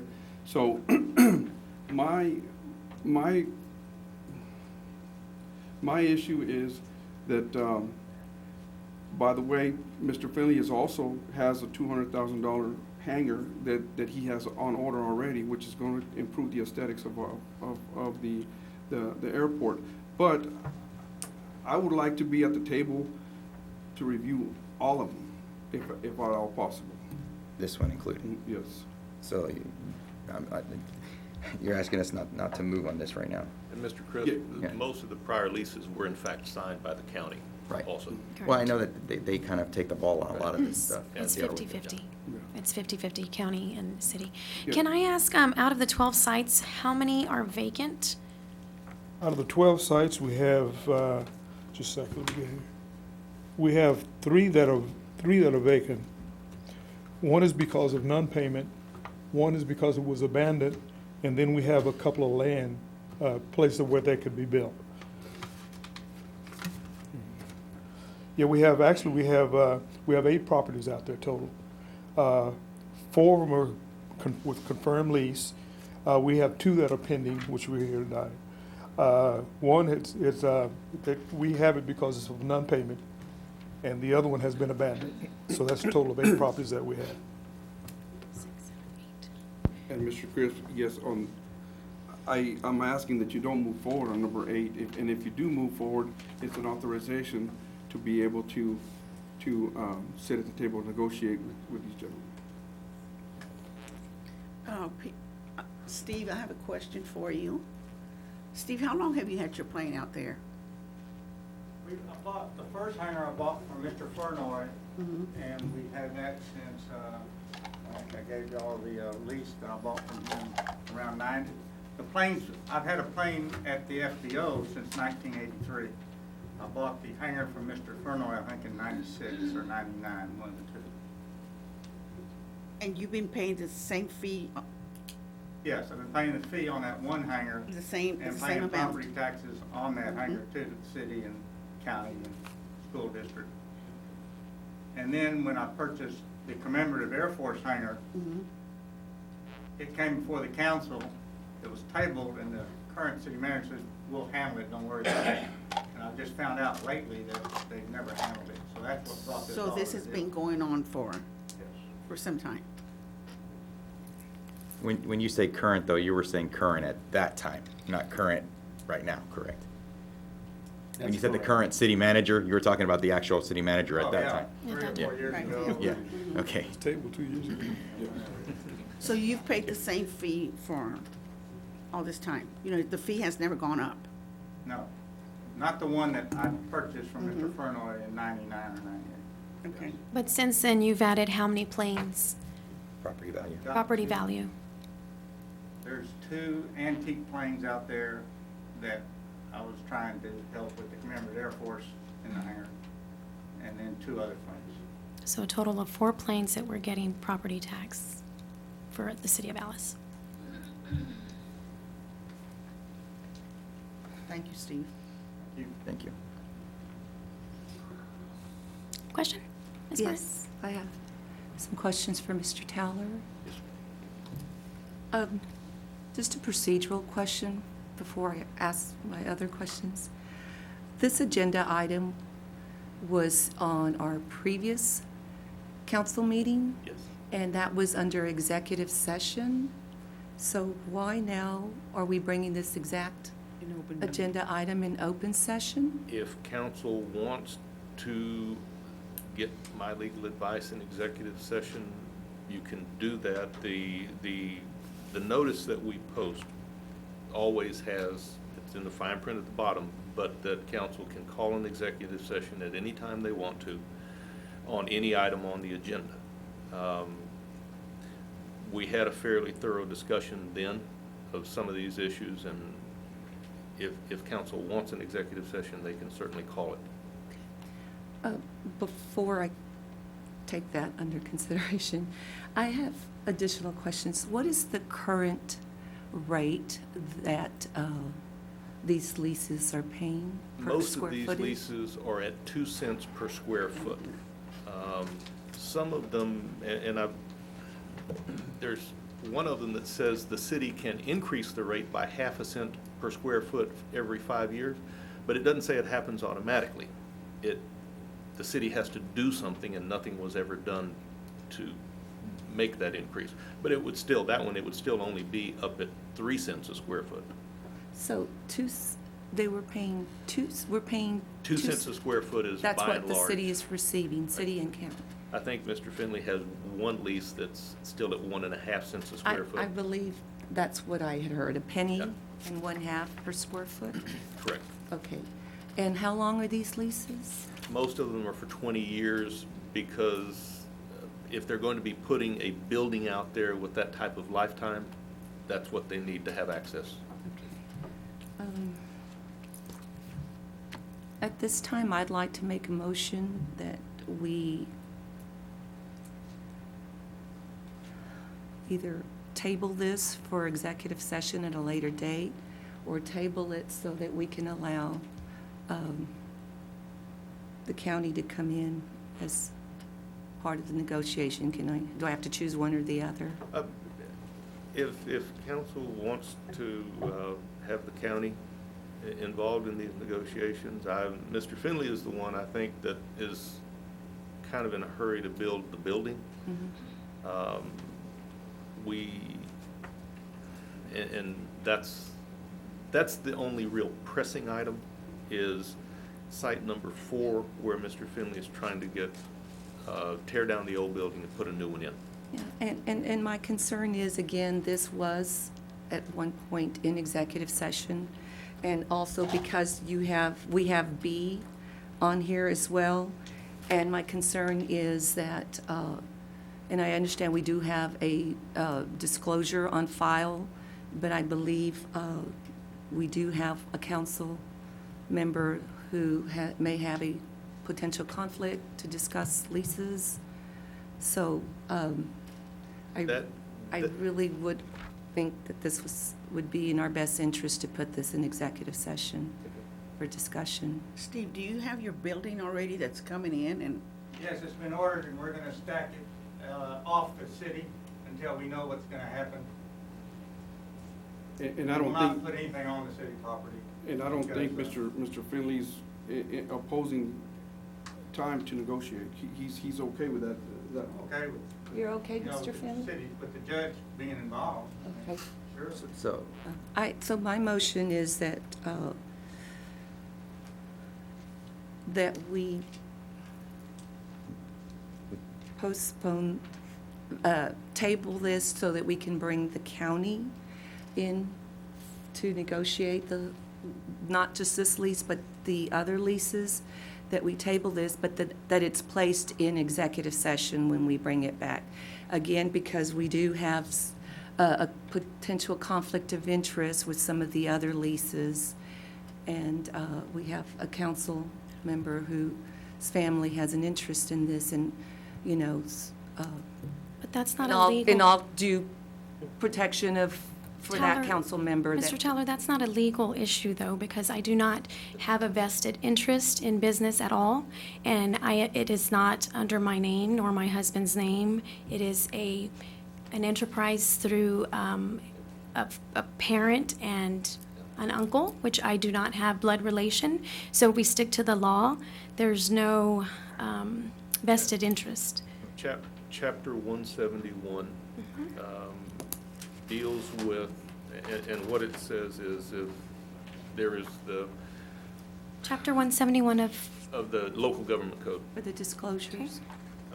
No, 176 is the Is disclosure. the disclosure conflict of interest? 171 is actually the conflict Okay. section. But if a person owns 10% or more of the voting stock, or 10% or more, 15,000 or more of the fair market value of a business entity, or funds received by the person from the business entity exceeds 10% of their gross income for the previous year, or a legal ownership interest in real property with fair market value of 2,500 or more. But that applies to both the public official and any person related within the first degree by consanguinity or affinity. Consanguinity is blood relation, affinity is marriage relation. And a person is related in the first degree to their spouse and their spouse's parents. And if I'm correct, there was a disclosure statement signed? Actually, no, it's first degree is father, mother, son, daughter. Chapter 573 I'm of, looking at the chart on the charter, and I do not have I any don't know vested your family interest. relationship. Exactly. I don't. And we're assuming, and I can't don't make that appreciate that we're assuming, and I don't. And if I have to provide my financials to provide that, which I didn't think I would be on trial, but. Yeah, that decision is made by each individual council member. It's not really because I don't know your financial Exactly. background. I know nothing Exactly. about it, nor does Nor the does city council. manager, nor does the city clerk. Exactly. So, again, that's a decision that's got to be made by the individual council member. And I think, And I do we're not. going a little bit beyond this. Can I recommend an amendment? Because what we're trying to do is actually just direct the city manager to work with the judge. Make a motion, if you would, make a Well, I motion to wasn't- allow the city manager. I believe I was still asking the question. But you actually had stopped and he had given direction, so. So Yeah, my so- question was, I believe that we were informed that there in fact had been a disclosure statement? I don't know if there has been a disclosure or not. I guess- They're not filed with me. Okay. I guess I must have misunderstood you when we were told last time. I have not received a disclosure statement for this meeting. And there will not be. No, not for this meeting, from the prior meeting. No, there was not, so I was kicked out unnecessarily. So, again, I guess my recommendation for amendment would be to make a motion to allow the city manager, city attorney to work with the airport manager, the county judge, in moving forward in negotiating leases for the airport, which would allow us to get us outside of that 21,000 deficit that we're operating in there. I guess I'm not understanding. Are you asking that the council not have any input? No, they would come back afterwards. We have to. My assumption on that motion is that we get something that both county and city management, city staff agree to. We would still need to put it back in front of this body for approval. Yes. Any negotiations we do is subject to council approval, as well as the county is subject to commissioners court approval. Yeah, the negotiations would be between us, and then they'd have to go to both entities for approval. Correct. That's all we're asking. I had one other question. Were any cost analysis done? Or can we get some cost analysis, Yes, Mr.? ma'am. I believe the airport manager had done a comparison. I'm sorry, ma'am, is it a comparison of other airports? No, sir. A Okay. cost analysis is what the current rate that we are charging, and I believe that's 2 cents. For the most part, yes. And whether an increase of 5 cents, which I believe was the proposed fee. That was after the discussions with the proposed tenants and Mr. Brazil. It was the recommendation, but it's just that, it's a recommendation. Because I had requested that we get a 20-year historical data on the financials on what the ending fund balance is for the airport. And I understand Mr. Jocelyn told me that we had only up to 5 years, correct? We had 5 years on hand, but we were able to get 11 or 12? 14, I'm sorry. They worked on that today on the 14. And then consider a cost analysis of what increasing it to 5 cents, what that would be in comparison to what is being paid in the tangible personal property taxes and the improvements, and do a cost analysis and compare that to the historical data for the last, is it 11 years, Mr. Johnson? 14, you said, right? 14. Yes. Is it a cost analysis or more of a benefit analysis? A Cost revenue? and- Because cost is what we spend. What Revenue we're talking about is a It- revenue analysis it's- is what she's talking about. Cost is what you spend. A cost analysis. On average, what's the square footage of a typical? We've got them in front Well, of us. what I have done, I have contacted all the small airports in the area. Kingsville, Robstown. Yes, sir. No, the question is like on average on our city how big are the property. hangars? What's the size? Because, we can say cents, but what square footage? Just in general, like, to give us an idea of how much. Well, some of them are like 65,000 square feet. 65,000 square In that feet. area. 65,000 square feet. In that multiple area. times. No, ma'am, I don't have it in front of me. Okay. I believe you prepared this for us, correct? The the general finance. aviation rate charges? I No, I don't think it was done have by that. the Oh, finance. okay. I'd be glad to share that or allow you to look at it. I know Brooks County has smaller square footage, and they charge 50 cents per square footage. These are smaller, probably? we These are have- 65,000 square feet? We have some other airports, Robstown, Claiborne County charges 7 cents, and you're Yes, welcome ma'am, to I look have, at I this, have Mr. that, I have that much, yes, ma'am. No, I don't have that, I don't have all that, but I do. Probably explain that we're not very comparable to some of the other rates Okay. that are being charged by other airports.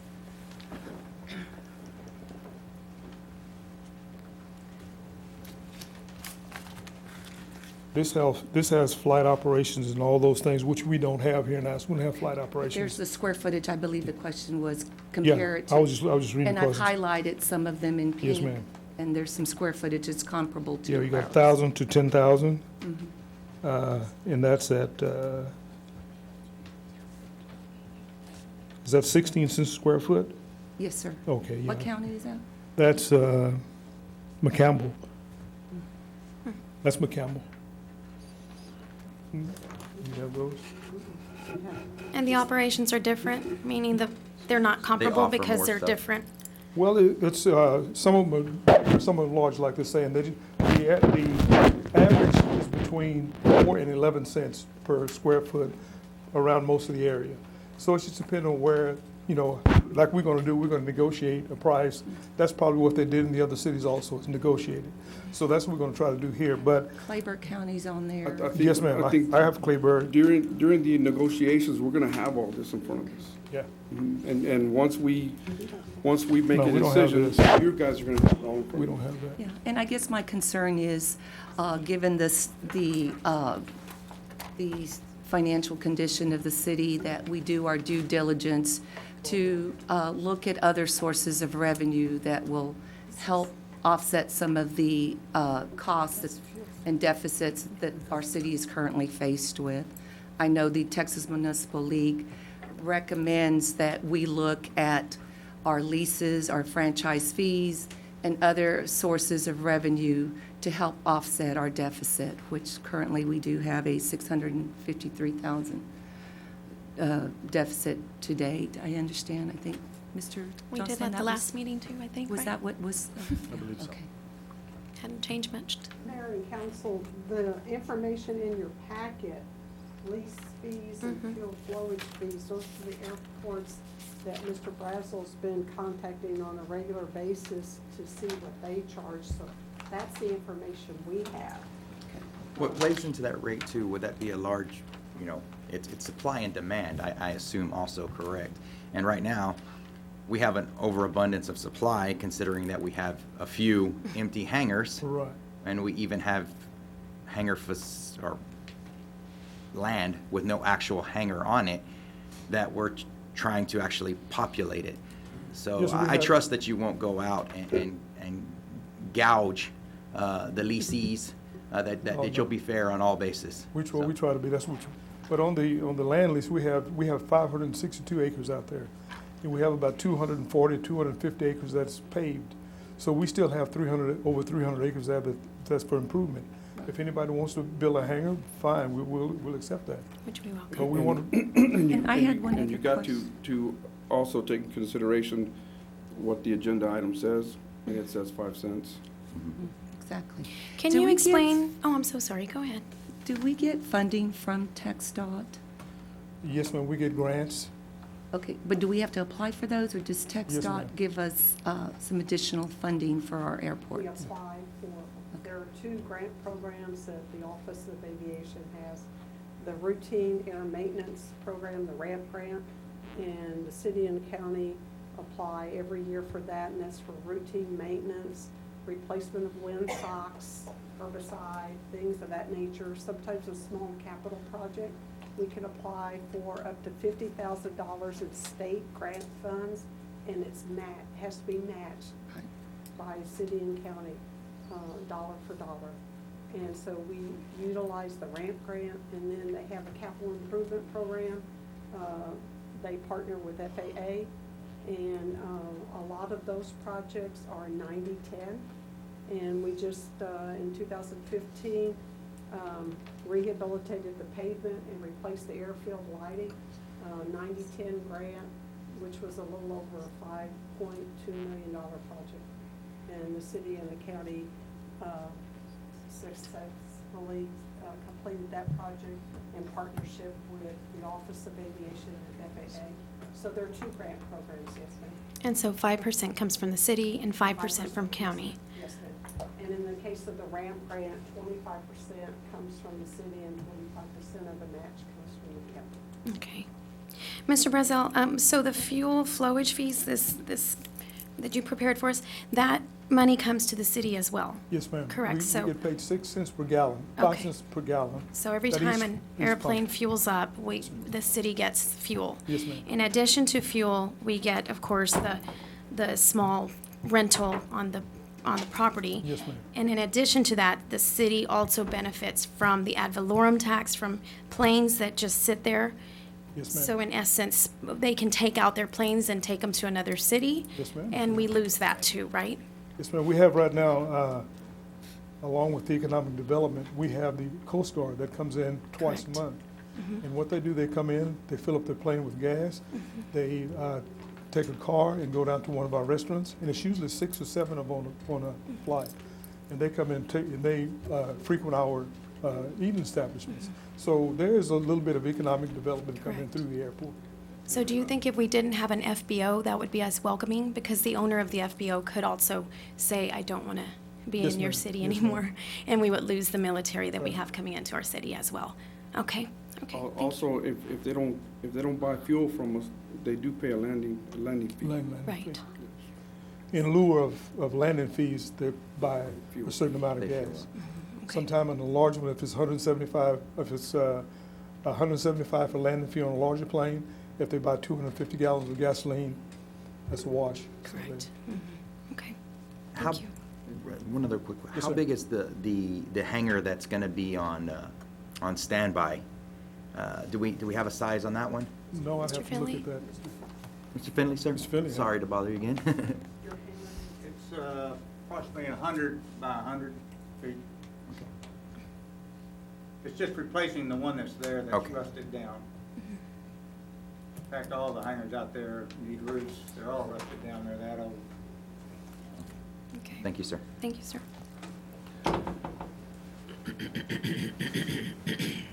Council, any questions? Thank you. Okay. Thank you. I'll entertain them. Well, there is a There's a motion Oh. without a second on the Okay. floor. Is there a second on the original Uh, motion? Councilman Moran's motion. And that was, my recollection, Councilwoman, it was to table this and come back in closed session at a future date. I'm assuming while it's tabled, we can continue to Directing, negotiate. yes, sir. Okay. And in an expeditious manner if possible. I know Mr. Finley has been very patient with, Yeah. but we'd like to bring in the county and allow them to have some input as well. Would I'm sorry, real quick, Mr. Cowlisher, would the amended motion that I asked actually give better direction as to what? Because, tabling an item and giving direction to actually move on the motions are two completely different things. Because you're asked, it specifically states, authorize the city manager to take necessary actions is one of the staff recommendations, and tabling it is not allowing them to take actions. I will say, Councilman Chris, if we are not told, don't negotiate, we're going to continue talking. Okay.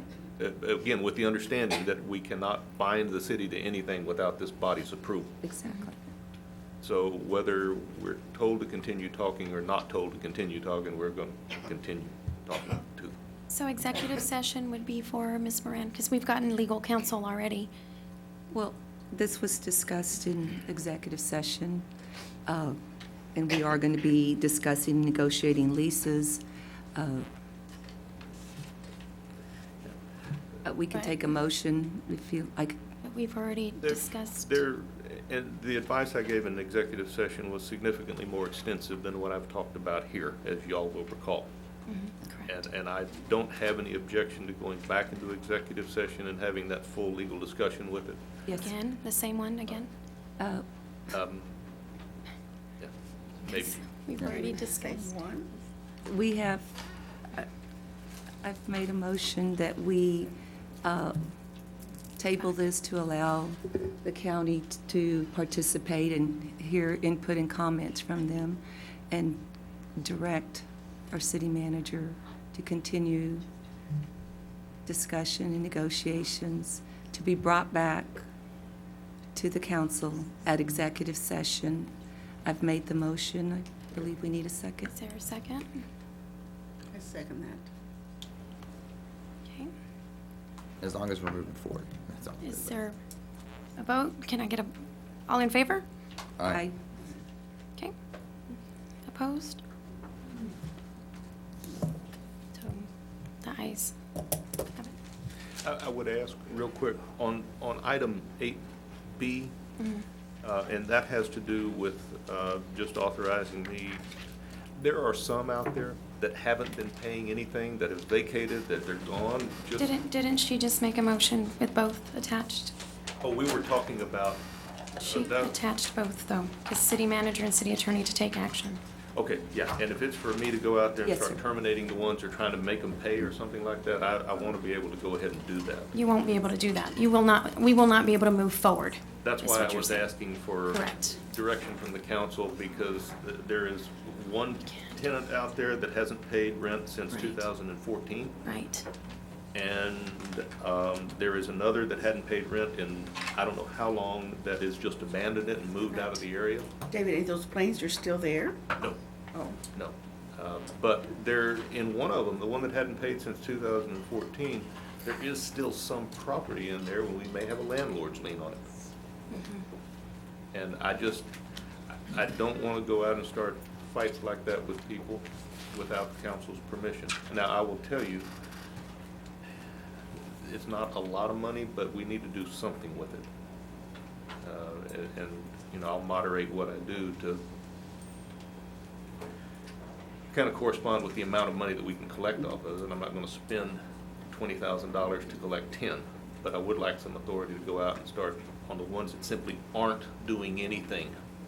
Let me But the get them motion as terminated and stated, try to she collect some stopped money. that already. No, I believe my motion was to allow the city manager and the city attorney to take action to negotiate leases, including whatever action Mr. Towler brings back in executive session Right, but we're, regarding B. that was on the ones we're negotiating with to try to get new leases. Exactly. There's some we'll never get a new lease with. Exactly. And you'll bring that back, that information back? Oh, I'll tell you right now, there's 2 of them that we need to terminate, Okay. and I'd like the council's blessing on that. Mayor, I'd like to make a motion then. Okay. Just so we can move on. I'd like to make a motion to allow the city attorney to move on the leases as they need to be. I believe we passed a motion already. If He I just said may, he wanted yes, ma'am. direction. Can you read that back?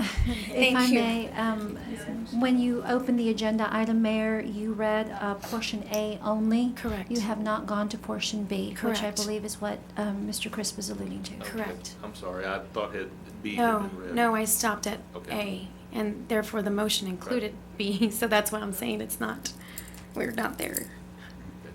Okay? Mayor, Mayor, Yes, sir. Council, thank you all very much. Thank you. Thank you. Thank you, Judge. So Ms. Moran's motion was for agenda item 8A Correct. to table. Can you read that back? The motion. The motion for 8A, because that's what we were on. I will do my best with the notes that I have. 829, Yolanda Sosa Moran made a motion to table agenda item 8A with the intent of bringing it back to another agenda in executive session and allowing the city manager, the county judge, the airport manager, and Mr. Towler to continue with the negotiations with the understanding that no final action will be taken without it being brought back to the city council. The motion was seconded by Mrs. Garza, and I believe we had a unanimous vote. Okay. Okay, so we go on to 8B. Consider and act upon, thank you, Diana. Consider and act upon directing city manager and city attorney to take action on other hangar leases and/or FBO leases at the Alice International Airport. And I'm really not concerned so much about the FBO lease. I am concerned about the ones that simply haven't paid for years. Correct. Okay. I'll make the motion again. I make a motion that we allow the city attorney to move on the leases as legally fit. Okay, can I get a second on that motion? I will second. Okay. All in favor, say aye. Aye. All opposed? Okay, the ayes have it. Thank you. Thank you. Short recess. Yes, we'll call for a short recess at this time. And actually, at this time, if I can ask for counsel, if we have a gentleman here, if we can move him up after our short recess. And that is, gosh, Diana, can you help me with It's that? the executive session items under item number 13A, 13A. B, and C. Also, then just So go it's- with So if you so choose, you could actually move to executive session. that, and that gives us support. Okay. So we can do a short recess, and if council approves to take it into, Just move to executive or just session. move You to can just executive? move to executive session. If council agrees? We need to read the open session item Right. first before we, Yes. Open session item. Item 13, the agenda item for, the item for agenda item 13. Okay. Agenda item number 13, the city council may enter into closed or executive session for the following matters. A, Government Code 551.074, personal matters related to fire apparatus operator David Cisneros' petition for extension of leave under Chapter 143.073. And B, Government Code 551.071, to engage in a private consultation with its attorney on a matter in which the attorney has a duty to provide confidential legal advice relating to a civil service matter and the city's rights, duties, and obligations under Chapter 143.073. And C, Government Code 551.071, consultation with attorney to receive legal advice from the city attorney on disputes with Marshall Construction, Naismith Engineering, and others on planning and construction of the multi-use complex and retaining outside counsel to pursue the claims. At this time, the time is 8:36, and we will now go into closed session.